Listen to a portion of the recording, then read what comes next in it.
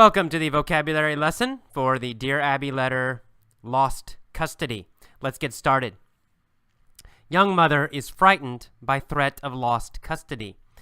To be frightened means to be scared. So frightened is the same as scared.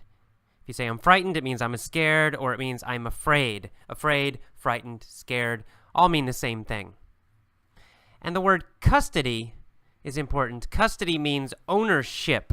It means to own a person. It really means you are the person responsible for someone else. Usually we use this with children. For example, if I say, I have custody of my son, it means I am the person responsible for my son. The government, the courts, the law says that I am the owner of my son, right? I have custody, that my son lives with me. So that's what it means. This woman, she's worried that her child, her son, she will lose custody. It means she thinks if she gets a divorce, her husband will get custody, meaning the son will live with him. He will have custody, right? He will kind of own the child. The child will live with him. So she's worried that if she gets a divorce, the husband would get custody. She would lose her son. And then threat in the same sentence. She's frightened by the threat of lost custody. So this has not happened yet. A threat is something that seems dangerous. It means something that might hurt you. But it hasn't hurt you yet. Not yet, but it might hurt you. For example, if I have a gun and I point the gun at you, I have the gun, I'm yelling at you saying, I'm going to kill you. That is a threat, right? I have not hurt you yet. I have not killed you yet, but I'm saying I will. So it's a possible danger. It means someone could possibly hurt you. So her husband could possibly take the child. It's the threat of lost custody. All right, and then in the first paragraph of this letter, we have the word belittles, to belittle. She says her husband always belittles me. Always belittles her. So to belittle means to insult and criticize.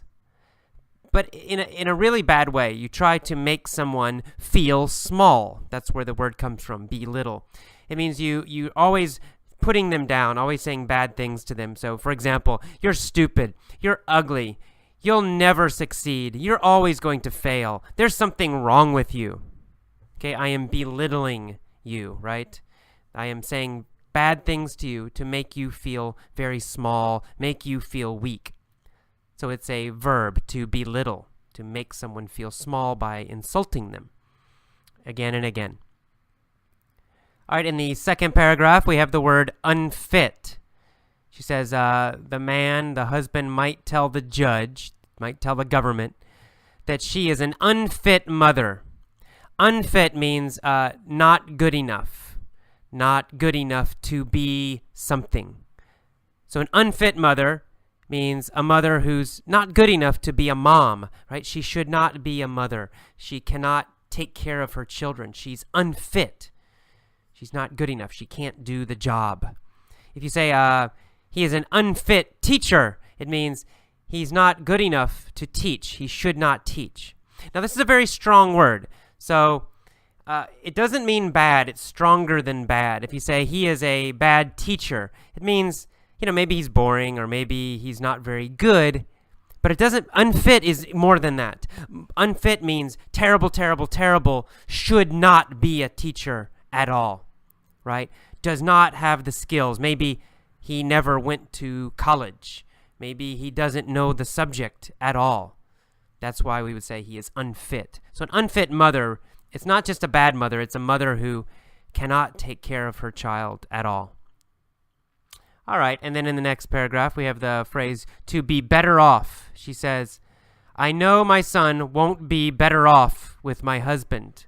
Won't be better off. To be better off to me means to have a better situation or to have a better life, right? It can also have the idea of to have an improved life. Improved. So she's saying she doesn't think her son would have a better life with her husband. She thinks he would not be better off with the husband, not have a better life. In that same paragraph, we see the phrase on disability. On disability. Now, disability means exactly what it says. Ability means you can do something, right? Some skill or something you can do. Disability means something you cannot do. Usually we use this word for something physical. For example, if I'm in a wheelchair, it means I cannot walk, right? I don't have the ability to walk. I have a disability. I can't walk. I have a disability. Or if I'm blind, I can't see, then I'd say I have a disability. But this phrase, to be on disability, is a little different. Now she's talking about a government program.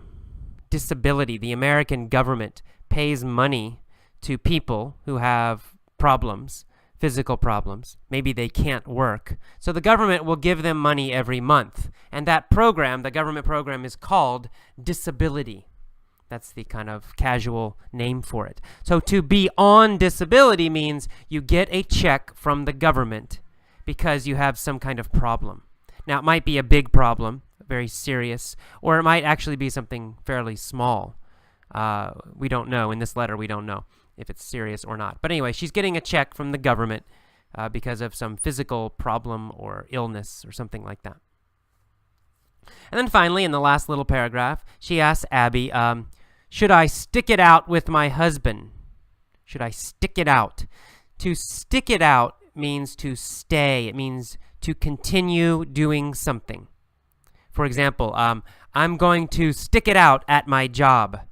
That means I'm going to continue working my job. Now, stick it out, we use it in situations that are difficult or unpleasant, not fun, right? So if you stick out a job, if you say, I'm going to stick it out at my job, it has the idea that your job is not fun, right? You don't like your job, but you will continue doing it anyway. So she doesn't really like her husband, but she's asking, should I stick it out with my husband? Meaning, okay, she doesn't enjoy her husband, she doesn't like him, but maybe she should keep trying anyway. Maybe she should stay with him and continue with him anyway. So stick it out, to continue with a situation that is not easy or that is unpleasant. And finally, she signs this, trapped in New Hampshire. New Hampshire is a state. It's a part of the United States in the northeast part of the country. To be trapped means you can't leave, right? It means you're stuck. You are, for example, if I say, I'm trapped in my room, it means my door is locked and I cannot get out. I cannot leave my room. I'm trapped in the room. So to be trapped in a job means you're in the job, but you can't leave the job. Maybe you can't find a new one. But you need money, so you can't leave the job. You're trapped in the job. She feels trapped in her marriage. She doesn't like her husband. He's not a good guy, but she feels she can't leave because she's afraid to lose her son. So she feels like she can't leave the marriage. So that's why she signs it, trapped in New Hampshire. All right, that is all of the vocabulary for this little Dear Abby letter. Move on to the mini story next. Bye-bye.